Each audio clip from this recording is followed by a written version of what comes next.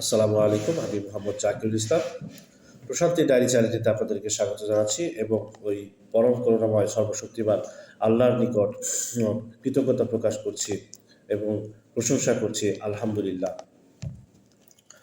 তো আজকে যে আলোচনার বিষয় সেটি হচ্ছে অলি আউলিয়া কি গায়েব জানেন? অলি আউলিয়া কি গায়েব জানে?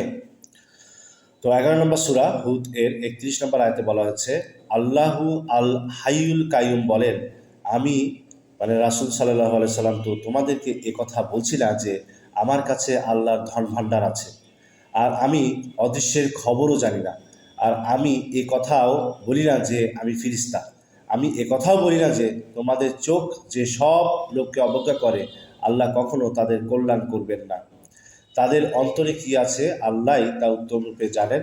এরকম কথা বললে আমি তো জালিমদের শামিল হয়ে যাব।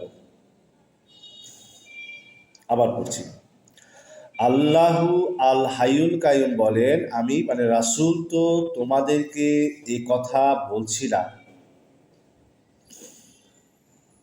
যে আমার কাছে আল্লাহর ধন ভাণ্ডার আছে আর আমি অদৃশ্যের খবরও জানি না, আর আমি কথা বলি না যে আমি ফিরিস্তা, আমি কথাও বলি না যে তোমাদের চোখ যেসব লোককে অবজ্ঞা করে আল্লাহ কখনো তাদেরকে কল্যাণ করবেন না, তাদের অন্তরে কি আছে আল্লাহই তা উত্তম রূপে জানেন। কথা বললে আমি তো জালিমদের শামিল হয়ে যাব।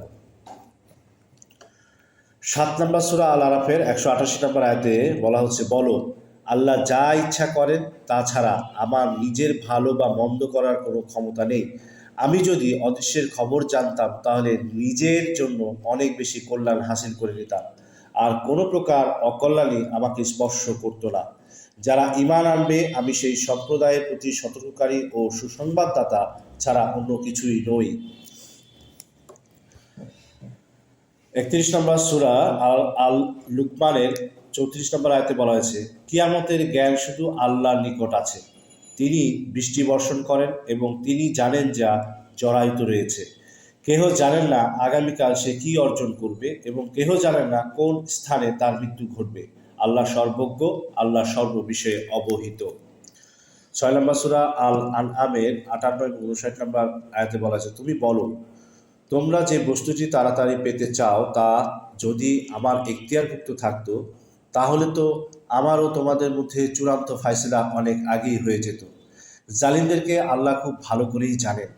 অদৃশ্য জগতে চাবিকাঠি তার নিকটই রয়েছে, তিনি ছাড়া আর কেহই তা জ্ঞাত নন। পৃথিবীতে ও সমুদ্রের সব কিছুই তিনি অবগত আছেন, তার অবগতি ব্যতীত বৃক্ষ হতে একটি পাতাও ঝরে পড়ে না এবং ভূপৃষ্ঠের অন্ধকারের মধ্যে একটি দানাও পতিত হয় না, এমনইভাবে কোনো সরস ও নিরস বস্তুও পতিত হয় না।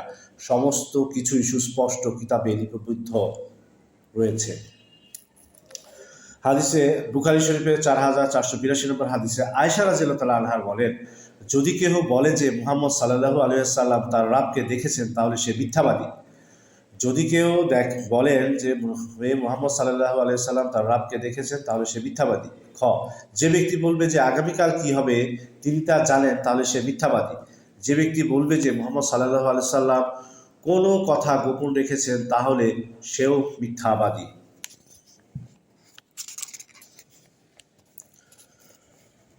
সমাজের বেশি সংখ্যক মানুষ নিজ ভাগ্য সম্বন্ধে আগেভাগে জানার জন্য অতি উৎসাহী। যে কেহ তার ভাগ্য বলতে পারলে তা হয় দারুণ কিরামতি। হারানো জিনিস পাইয়ে দেওয়ার জন্য, অদৃশ্য খবর বলে দেওয়ার জন্য, আগাম ভালো মন্দ বার্তা জানিয়ে দেওয়ার জন্য মানুষ পীরের দরগায় ভিড় জমায়। এগুলি বলা নাকি অলিয়া উলিয়ার পক্ষে খুবই সহজ। অলিয়ে কামেল বা সিদ্ধ পুরুষ হতে হলে নাকি অবশ্যই ইলমে গাইব জানা জরুরি। ইলমে মারিফাতের সকল সবক হাসিলের ক্ষেত্রে উচ্চ স্তরে উপনীত হবার ওইটা নাকি হাতিয়ার। অথচ দুনিয়া ও আখিরাতের সর্বোচ্চ জ্ঞানী ব্যক্তি হলেন নবী ও রাসূলগণ আলাইহি ওয়াসাল্লাম। তাদেরকে লক্ষ্য করে আল্লাহ বলেন, তোমরা কথা বলবে না যে অদৃশ্য বিষয় জানি এবং গাইব বলতে পারি। অথচ আমাদের বর্তমান সমাজে যারা নিজেদেরকে উলিয়া উলিয়া বলে প্রচার দাবি করে তারা কিভাবে অদৃশ্য বিষয় বা গাইব জানে বলে প্রচার করতে পারে, তার বিচার ও বিবেচনায় ভার পাঠকের উপর রইল বা শ্রোতাদের উপর রইল। আমাদের চ্যানেলটি অবশ্যই লাইক এবং শেয়ার করে দিবেন, এবং কোনো বিষয়ে যদি ভুল হয়ে থাকে তা কমেন্ট বক্স করে জানাবেন, পরামর্শ থাকলেও কমেন্ট বক্সে জানাবেন। ইনশাআল্লাহ পরবর্তী ভিডিও নিয়ে আবার আপনাদের সামনে হাজির হব।